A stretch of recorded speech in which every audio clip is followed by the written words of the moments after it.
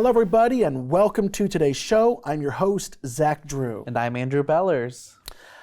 You know, there are certain things. Okay, I want to say this starting off on the show is that mankind is predispositioned at birth to believe lies. The truth is not in them. We are born into, we have original sin, the doctrine of original sin. We are born depraved. We are born not good. We must receive Jesus at some point in time in our life to receive the Spirit of God, to cleanse us of our sins. And apart from that, it is the Holy Spirit that illuminates our new hearts and our new minds to what is truth. Yeah. And apart from the Holy Spirit, there cannot be a reconciliation between Christians and non-Christians on biblical truth. Yes. Because the truth does not reside in them. Mm-hmm. But even saying that, if I went out and talked to somebody that was not a believer, there are certain things that you would think most of the time we are going to agree about, right? Like if I walked up to somebody and I said, hey, unprovoked, you and I are on the same page right now. Like you shouldn't just go and shoot somebody in the back of the head. Can we agree on that? Can we agree on that? At least? Yeah, of course we can, right? Like, I mean, now, and oftentimes it's like a tool in debating that you use an extreme example to make a point. Yeah, you find common ground. Yeah. So I'm trying to make an extreme point, right? Of course, it's a stupid thing to even ask. Of course, I agree with you, Zach, that even though I do not believe that the Bible is true, no, I do not believe that I can just walk around and shoot somebody in the back of the head. That's an extreme analogy. So in my mind, what I just can't reconcile, because I feel like another extreme analogy that we can't agree on is, should we be sexualizing children? I feel like we should just be like, of course not. Like, no, we're not. I'm not gonna shoot my neighbor in the back of the head for no reason. I'm not going to sexually exploit children. But apparently, in America, we cannot agree on that. Yeah. And it shows how depraved man is apart from God. Project Veritas. Listen, 2 weeks ago, there was the whole Balenciaga story. Now, some say, oh, that's old news now. I agree as far as like the newsroom, it's old. I got really sick. I had strep throat. We couldn't talk about it. We had content prepared. We're going to talk about it today, but we're not going to talk about that story so much. It's going to be a small part of it. We're going to dig into a lot of other things because a lot of you already know all the highlights of the Balenciaga story. But they're sexualizing, they're grooming our children in schools, in the public education school systems. And the White House, President Joe Biden, is an advocate of prepping the road for making grooming easy to groom children.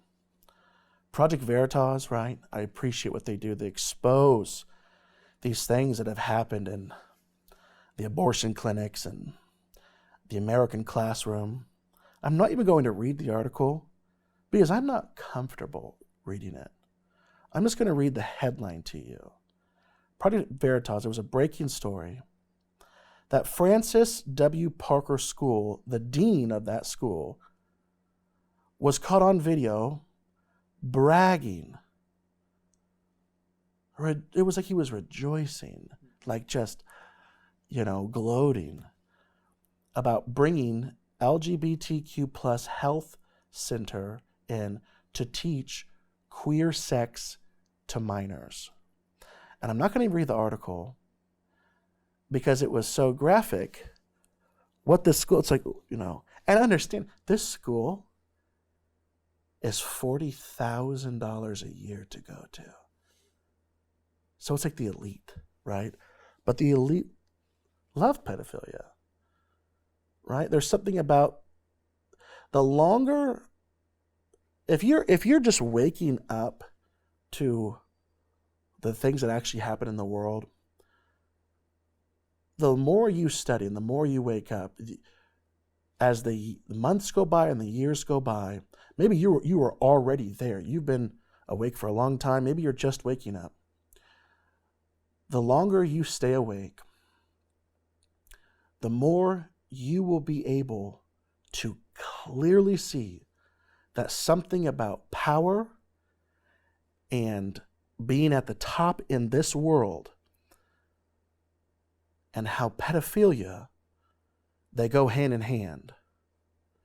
Right? Even in some of this Balenciaga art, of these exploited children in these art, always wearing these little red boots, and then, even like John Podesta and the Podesta brothers having the same type of art in their homes of children in red boots and these parties. And, there are certain things that I know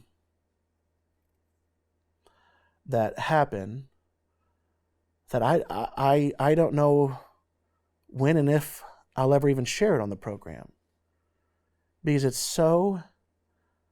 it breaks my heart so much to know what they actually do to these little children. And the world is a sick place. And, you have deans of elite schools, $40,000 a year school, bragging about teaching queer sex to minors. There was another article here. Mattel's American Girl publishes book pushing puberty blockers, gender transitioning to 3 to 12-year-olds. And it's based off of feelings. I was listening to someone the other day. It's like when children believe there's a monster under their bed, right? This man was saying, I don't have my child come to me saying there's a monster under my bed, Daddy, and me say, listen, I affirm you. I affirm that there is a monster under your bed and your feelings are legitimate. No, they are feelings. Parents are to be stewards over their children. Yeah. To correct them, to discipline them, to keep them on the course that they ought to be on. And we don't affirm these feelings in the same way, my children might feel like they want to eat candy all day, not take a shower, not brush their teeth, and well, guess what? It's not love for me to affirm those things. That's right. It's not love for me to provide a way for them to have their teeth rotten out, even though they feel like that's what they do. Feelings do not equal truth. Feelings are not facts. The Democratic Party, the Liberal Party, the Marxist Party achieves their ends through feelings, not facts. And that's what I'm saying. Listen, look, the American Girl brand released a book titled A Smart Girl's Guide Body Image. The book pushes gender transitioning on kids starting at the age of 3 years old. The book contains advice on how to change gender without their parents' blessing, and attempts to teach preteen girls to live comfortably in their own skin. A passage in the book marketed to girls aged between 3 and 12 advises, quote, if you haven't gone through puberty yet, the doctor might offer medicine to delay your body's changes, giving you more time to think about your gender identity. Yeah. And we're seeing people even at the highest level of our government, our leaders, people like Joe Biden himself, who, on our last episode, we talked about the Respect for Marriage Act and how that could be jeopardizing churches and how they can go after churches. And that has now officially gone through. And at the signing of that act, Joe Biden spoke, and he said, basically, we can't stop here. We have to go even further. And he essentially said that we need to protect the people who want to mutilate our children. So backwards. This is just a short clip from that speech. Let's play that clip. We need to challenge the hundreds of callous, cynical laws introduced in the states targeting transgender children, terrifying families, and criminalizing doctors who give children the care they need. We have to protect these children so they know they are loved, and we will stand up for them and say they can seek for themselves. It's hard to believe that he actually said this. This is verbatim what he said. We need to challenge the hundreds of callous and cynical laws introduced in the states targeting transgender children, terrifying families and criminalizing doctors who give children the care they need. What laws is he talking about that give these children the care that he says that they need? Well, here's one from early in November. Florida board votes to ban gender-affirming care for transgender youth. That's what the article says. The Florida boards of medicine and osteopathic medicine, whose members were all appointed by Governor Ron DeSantis, voted at a meeting Friday to approve the rule banning minors under the age of 18 who suffer from gender dysphoria to access medical care, including hormone blockers and gender-affirming surgery. So what Biden is saying when he's saying we need to protect these kids is he's saying we need to allow doctors to pump them with hormones and cut off healthy parts of their bodies. To mutilate, we need to protect those doctors that are mutilating children. Exactly. Once again, it is the natural predisposition of man to not believe the truth, that the truth is not in him. And Joe Biden claims to be a Catholic. He's not a believer, I can tell you that. He can't. I mean, there's just, the fruit's not there. Right. I want to keep going on with this. There's so much more we're going to do, but I forgot up top just to simply say, we filmed 2 shows last week. So I can't give you an official number, but as of 5 days ago, we still had $16,800 to raise for our goals, to stay on all 3 networks and to add a call center for 2023. $16,800 left to go. And I'm praying that even as you're watching this, that incredible news has already taken place and we are so much closer, if not there. But we have a long ways to go between now and January 1. And if we do not raise it, we don't continue with what we're doing. Like, I need to make that very clear. And I said last week on the program, I worked for Pastor Jim Biggin for 7.5 years. And there are certain things that just have to be done. We had to raise, I don't remember what it was $250,000 or $500,000 for a road to go down to the tabernacle where the dorms were for the students. It's just hard for people, Zach, to get a burden to give for a road. But without the road, we have nothing. We can't even get to our location. Our road is the TV. Our road is media. We can't do anything. Our voices stop if the rooms that play us turn us off. That's right. And the networks, and that's what I'm saying, is that if we don't raise this money, we go off the networks. It's as simple as that. Please, I just ask that you would give a generous gift. In these last few days, once again, everything that you do give it's all tax. You get your tax breaks and all that. What's it called again? Tax deductions? Tax deductions. You get your tax deductions and all of that. So please give. Just go to ZachDrewShow.com and click the bright orange donate button. You can either give there through Tithely, which is an online payment service, or PayPal, or write us at Zach Drew Show, P.O. Box 797, Decatur, Illinois 62525. Every dollar that is given to get us to our full $62,000 we have to raise between now and $62,000 is matched. That's right. Let's continue with the show. So the Balenciaga, which you might have heard whenever we originally planned out this show before I got sick, it was incredibly relevant news, but it's still interesting that in this photo shoot of these children that are being exploited with bondage bears and everything like that, and first of all, like you, most likely maybe you do wear, Louis Vuitton and I don't even know, Gucci and other ones. I don't, can't afford it. But apparently, Balenciaga is like those. It's an incredibly expensive. The rich and famous, they're Kardashians, these type of people. They wear Balenciaga. And a T-shirt might cost you a few $1,000s. a few $1,000s. And so you have these, these images, and then in the bottom you have this caution-looking tape, and instead of it being written like Balenciaga, it's written with an additional A, to spell out Balenciaga. I'm sure you saw that, and you might have also seen that Balenciaga is Balenciaga.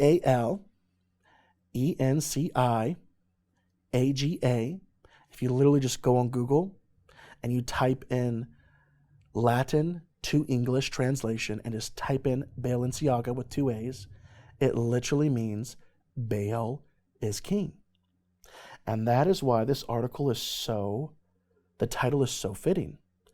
Michael Snyder titled this article, "At this point, they aren't even trying to hide who they really serve."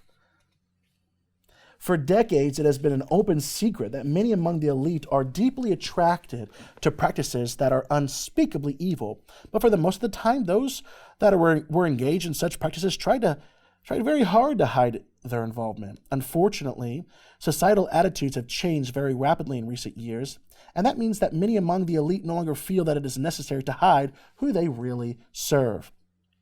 The latest example comes from a new show for children that has been named The Santa Claus. It is based on an old-fashioned film called The Santa Claus that starred Tim Allen, and there is one scene in the new show where the children hold up signs that actually spell out the words, "We love you, Satan."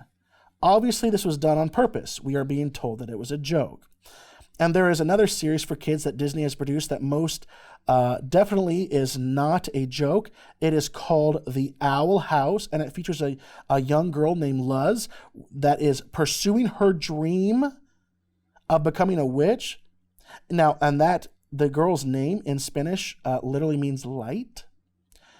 That name was obviously chosen to make a connection with the light bringer, which is Lucifer.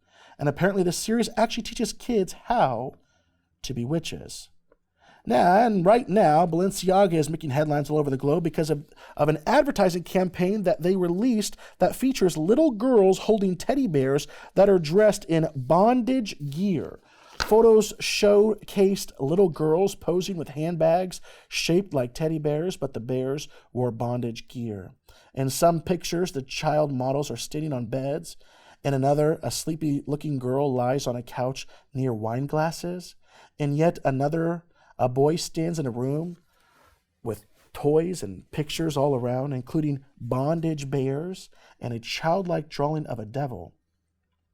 The photo of the boy was particularly alarming. I hope the photo's on the screen right now, because it featured a roll of yellow tape on which the name of the company was spelled as Balenciaga. Now, following the initial uproar, social media users began finding even more extremely alarming material in other Balenciaga ad campaigns. A photo from their new Spring-Summer 2023 campaign shows a handbag on top of a pile of scattered documents. For no apparent reason, one of the pages is from a Supreme Court decision on child pornography laws. Why? Why would they do this? Like, how could someone be so sick? Like, that's not, you are such an idiot if you think that was by accident.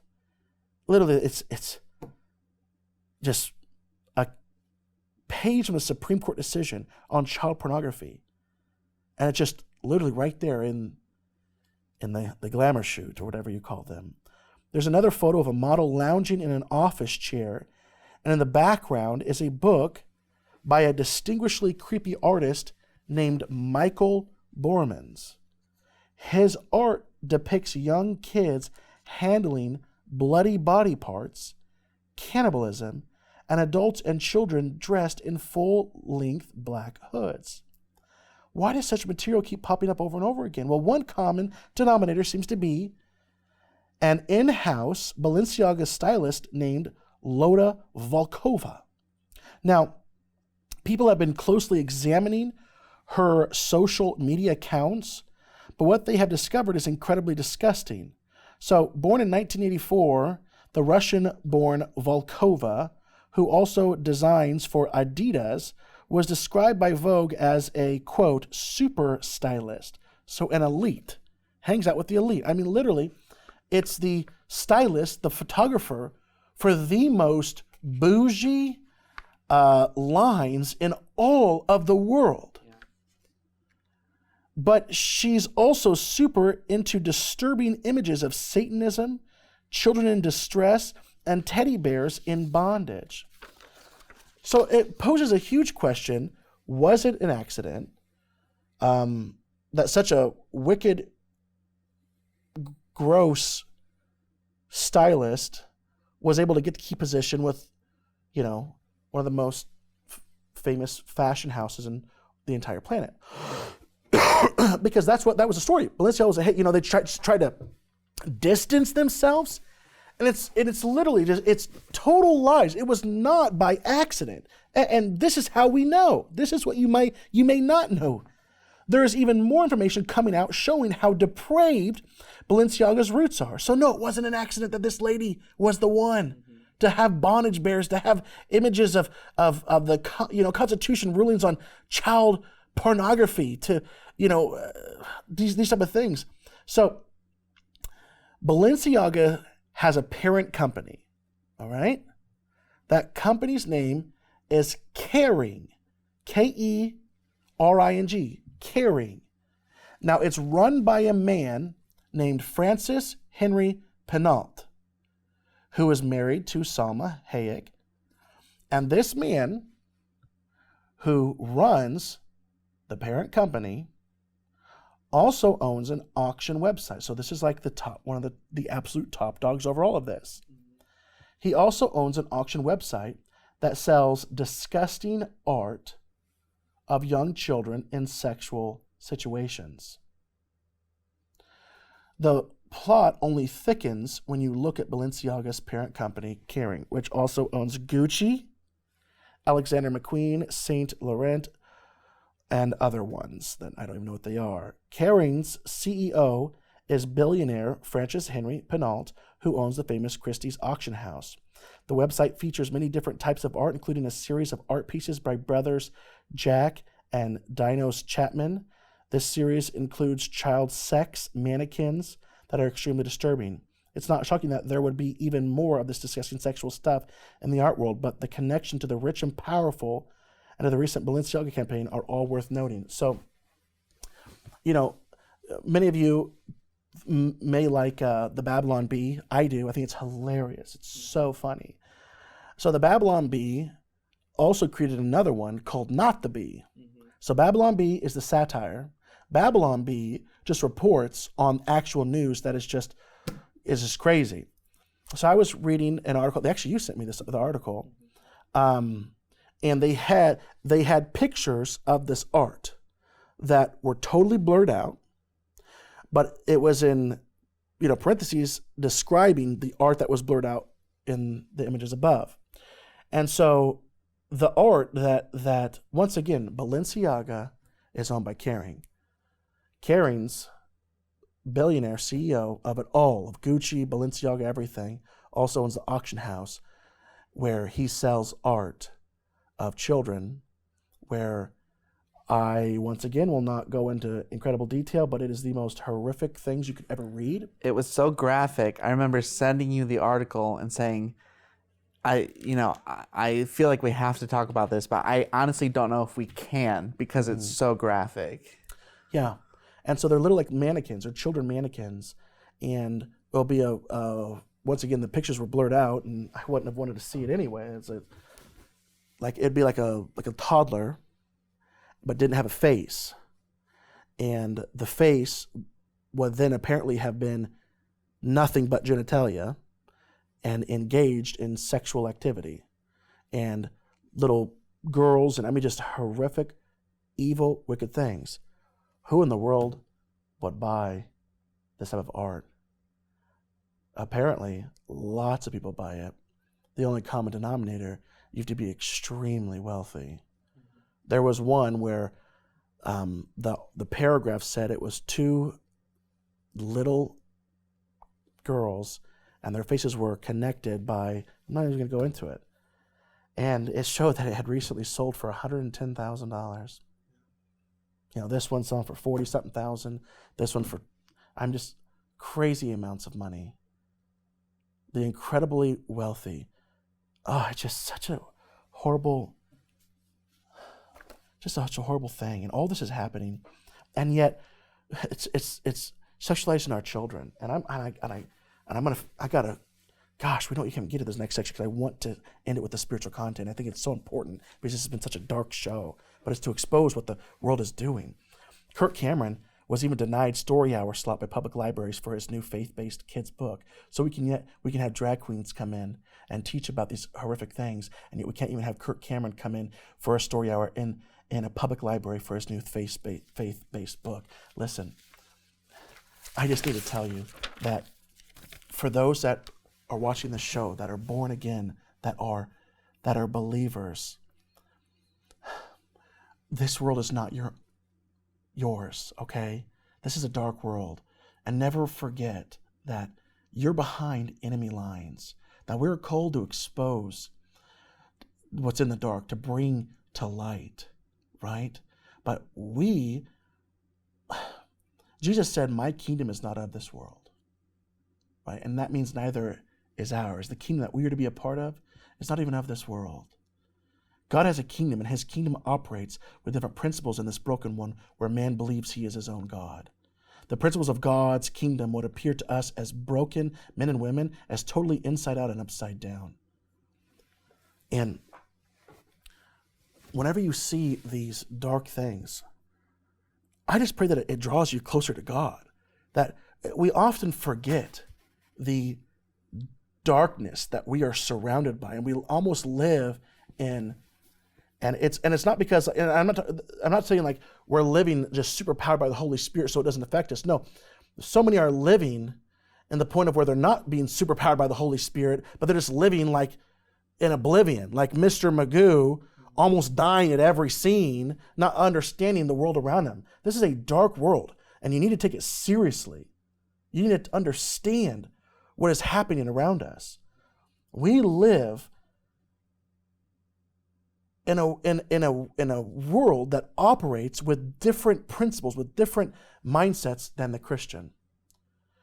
And I need you to understand what it means to have the Christian mindset, because it's backwards from what we see in the world. We are not really born until we are born again, the scriptures say. That if you want to go higher, you got to go lower.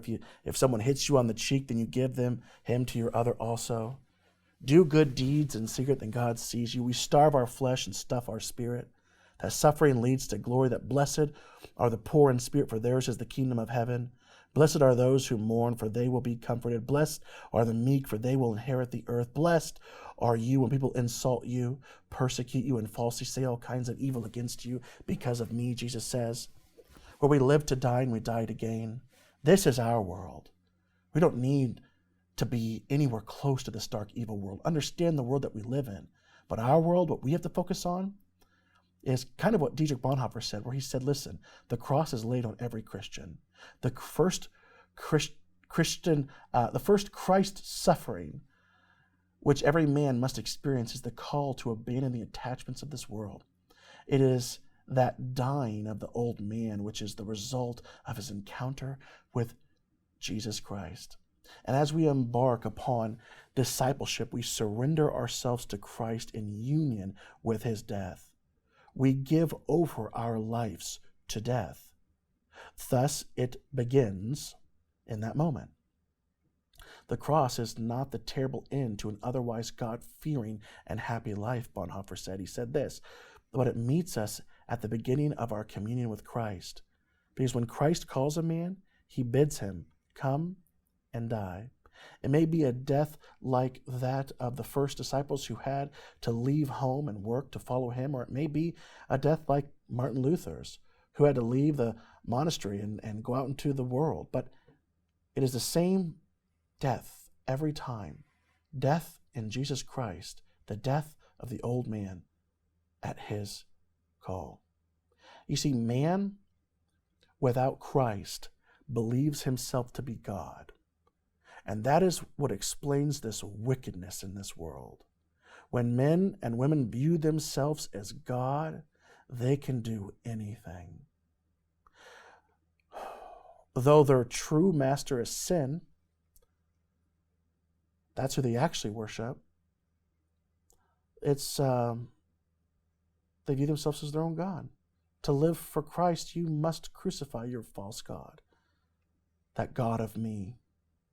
Have you ever heard of the me-centered gospel, right?